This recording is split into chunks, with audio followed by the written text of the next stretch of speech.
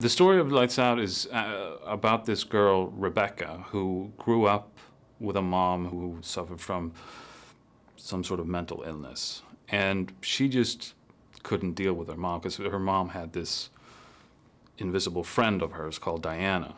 So she ran away from home at an early age just to get away from this. And she hasn't really gotten over that. Like, she still has commitment issues, and she's not a fully functional human being. And when we sort of pick up this story is when her stepbrother is in the same situation that she was in, that he's stuck with this mom who's crazy. So she has to come back into their lives, and that's when she finds out that maybe mom wasn't crazy after all. What excited me about getting involved with this project was, number one, getting the script and realizing it wasn't quite a horror film. It was more like a family drama and very psychological, and had this scary element to it. I think, especially kids, as kids, we're scared of the dark. Most kids are scared of the dark. I certainly was.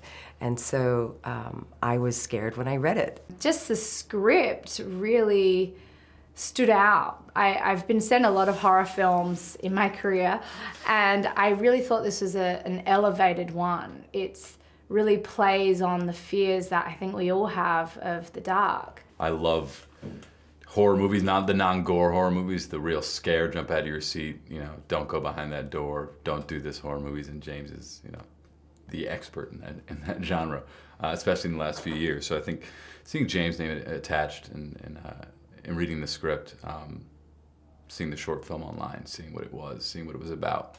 It was new, it was original. It was a different way of taking on the horror genre. I think audiences can expect huge jump scares, to feel on the edge of their seat the entire way through.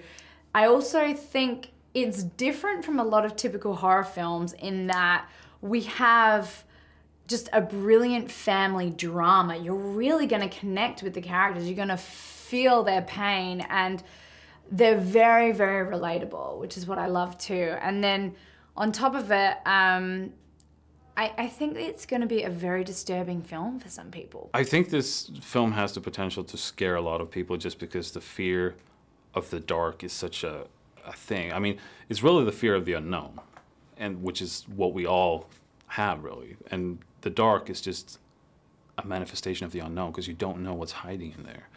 And I think that's one of the more effective things. I think it can be, hopefully it can be almost like Jaws, but instead of the ocean, this is the dark. So you want to stay out of the dark.